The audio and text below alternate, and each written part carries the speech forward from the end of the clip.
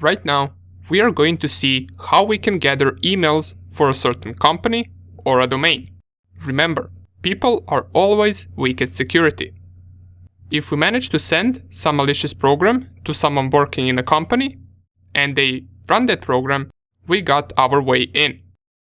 We can also use emails in something like a brute force attack. We can use them in the username fields.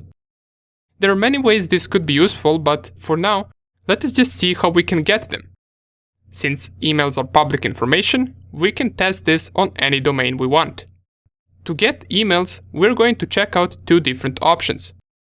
A tool called Theharvester that's installed in Cal Linux, and a website called hunter.io. Let's start with Harvester first. So open up your terminal, and to just run the help menu from the Harvester, we can type the tool name. So just type Theharvester with capital H and press enter. And this will output us with a smaller help menu, just like the WhatWeb tool did once we specified its name. We get its banner and some of the options that we can run. It tells us, since we try to run it with just the name of the program, that there is an error, the following arguments are required. So we need to specify the domain. But before we specify the domain, let us just run the bigger help menu so we can see all of our available options. Okay, great, here it is. So we get the domain option, so we need to specify either a company name or domain name to search.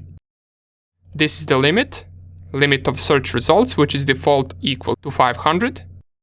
And all of these other options are not really of interest to us besides this last source option. And this last source option we specify with -b, and we specify where we want to search for emails. Now we can either specify one of these. We can, for example, specify we want to search for Twitter, LinkedIn, Bing, Google, or we can simply just specify all, and it will go through all of these in search for usernames, hosts, and emails. So let's try it out. If I clear the screen, type Theharvester, and first thing we need to specify is -d for the domain. And for this test, I will go with this domain right here, which is another university domain. You can go either with this one, or you can pick any website that you want and use it instead. So if I specify the Harvester -d, then the domain name, the next option that I want to specify is -b, and remember, -b option is the source, so where we want to search for the emails, host names, and usernames. And let us for the first try specify all. And the last option is -l, which is the limit that is set by default to be 500, so we can either specify more than that or less than that, or we can simply just not specify -l at all, and it will just by default scan 500 results. So if we leave it just like this, and I press here enter, the running of this command will take some time. It will search for different results, it will search for host names, it will search for usernames, and it will also search for emails. As we can see down here, it says searching 300 results, and this will go up to 500 since we are using the default -l option, which is 500 results. And it seems that we already got some users found. Here are some of the names, as well as what do they do. So this is already some result for us. Let's just wait for all of this to finish, and then we will go through all of the results that we managed to gather. Okay, so it has finished. Let us check out what we got as an output. So it searched through a bunch of different platforms, as we can see, LinkedIn, VirusTotal, Yahoo, Twitter, but it didn't manage to find any results for these platforms. The only thing we got is these users right here. But this is not what we looked for. We wanted to find some email addresses or perhaps some usernames. There is one thing with this Harvester tool. From my personal experience, this tool doesn't always work. There are days when it gives amazing result, but there are days when it doesn't find any emails or any hosts, just like it did in this case. As it says, failed to detect a valid IP address from this domain name. We also didn't get any emails. And I'm talking about scanning this same domain just on 2 different days. That's why it is always good to in case you don't get any results for this tool right now, to scan it multiple times. So if I scan it once again, and instead of -B all, I will select -B and scan only from Google to see if I get any different results. And if we still don't manage to get any results, just try the same command either later or tomorrow. And I guarantee you it will usually give you a different result. As we can see, we didn't manage to find anything with this tool. That's why we got a second option. And that second option is a website, hunter.io. So let's go and visit that website. Open up your Firefox. And in the search bar up here, type hunter.io. It will automatically lead you to this website, and we can see right here we got this search bar where we specify a company domain and we click on find email addresses. But on this website you must first create an account. And you either have a free account or a paid account. Technically you can even search without creating an account, but it will only show you first 5 results and they will be half blurred. Let me show you.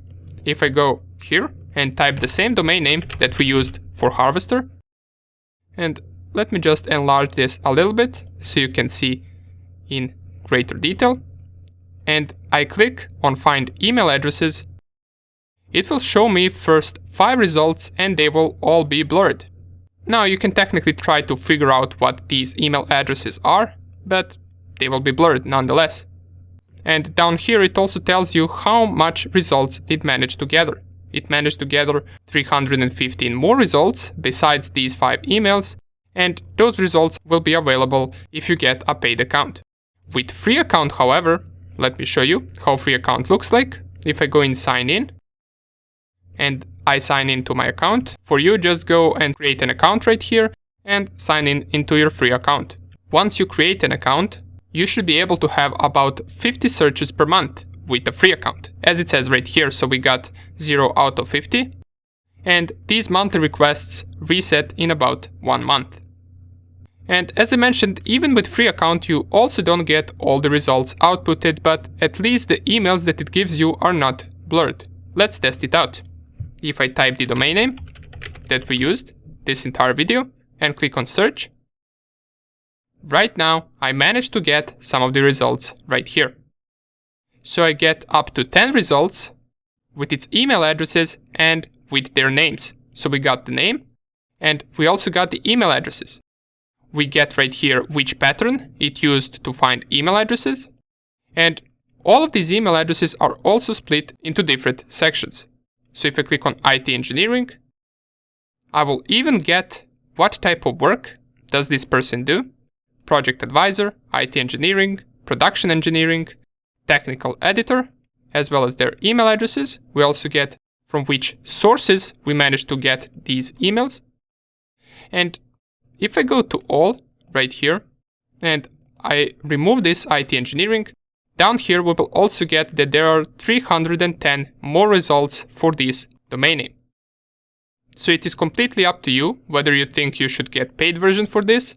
Just keep in mind that with the paid version you get much more results than with the free version. The bad side about the paid version is that it isn't cheap at all. If I go to my account up here and I click on subscription, I can see down here which plan choices I have available to purchase. And you can see 1000 requests per month will be around 50 euros per month. So this is completely up to you, but nonetheless, what we did learn in this video is different ways to gather emails about a certain domain. And I encourage you to also later try out this Harvester tool once again, because it does know to give really good results once it works. And one more thing is that at the end of this section, I will give you a tool that is coded in Python 3 that will be able to gather even more emails from a specified domain. So it will be even better than these 2 options that I showed you right here, and it will be our own tool.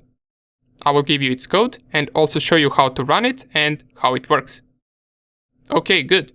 In the next video, we're going to see how we can install some additional tools that we might need for information gathering. See you there.